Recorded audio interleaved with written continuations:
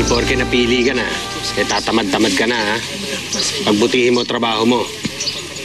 Dito sa atin, kailangan araw-araw pinatutunayan mo ang sarili mo dahil madali tayong mapalitan.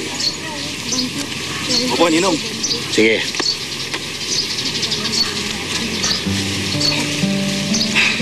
Congrats. Salamat. Uy, Martin, alam mo ko bago sa atin, ha? Siyempre naman. Wala talaga magbabago, Sir Boji. Napakayabang ng Boji na yan. Hindi naman naman na mas magaling ka kaysa sa kanya. Mamara, pasensya na po hindi ako yung napili. Kayo pa naman yung nag-rekomenda sa akin. Martin, hindi naman ako nagsisisi na nirekomenda kita. Hindi rin naman nagbabago yung paniniwala ko sa'yo. Ikaw pa rin ang pinakamahusay dito. At kung hindi ka naman napili ngayon bilang supervisor, sigurado ko balang araw mangyayari yon. Basta Martin, pangako mo sa akin, ha? Huwag mo isusuko ang mga pangarap mo. Salamat po, Mamara. Lagi niyo pinapalakas loob ko. Sige, Martin. Sige, sige. Sige.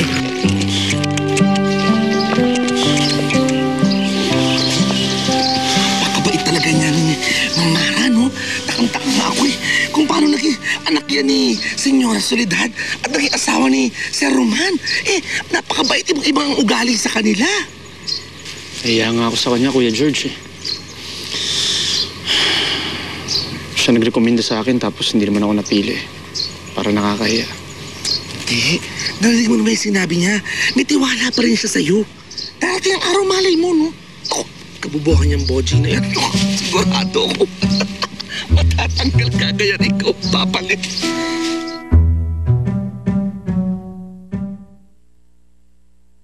Mabuti naman at si Boji ang napili ninyo.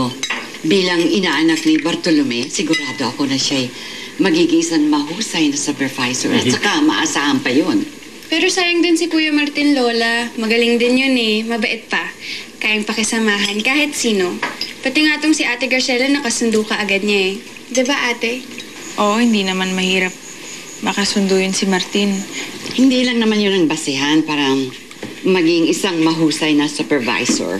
Eh kung yun lang naman, ay di sana napakarami ng supervisor kahit sa buong mundo, di ba? Oh, by the way, Louie, ikaw ba nakahanda na lahat ng mga gamit mo para sa pagluwas mo sa Maynila bukas? Opo, Lola. Ready ka na? Ready na. Nahanda na namin ni Graciela yung mga damit namin. Saka, akala ko ba na pagkasunduan na natin na dito muna si Graciela? Hindi naman namin siya pagkakayan. Pero Dad, naisip ko, mas gusto ko na isama si Graciela kasi iwan din sa hacienda. Hindi. Ako ang sasama sa'yo sa Maynila. Graciela, dito ka muna, ha? Gusto ko lang makasiguro na magagawa ng apo ko lahat na kailangan niyang gawin. Tatapos niya lahat ang trabaho. Okay?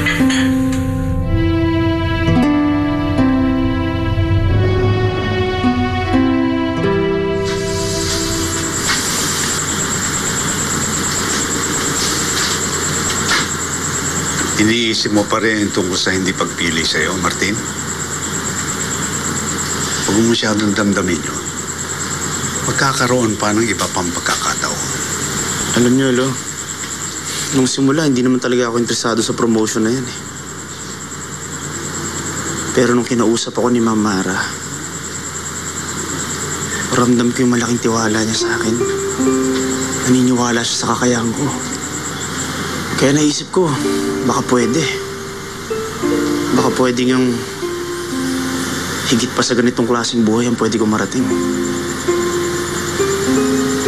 Pero ngayon,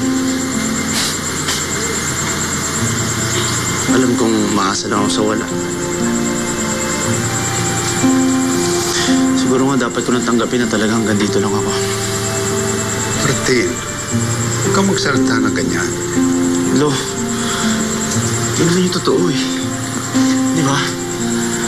Ba't pa ako mangangarap na mataas kung hindi ko naman kaya abutin?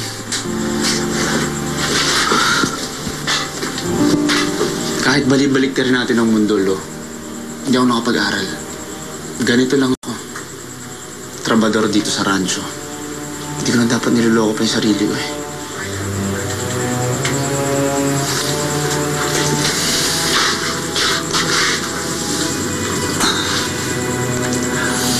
Martin, tandaan mo ito.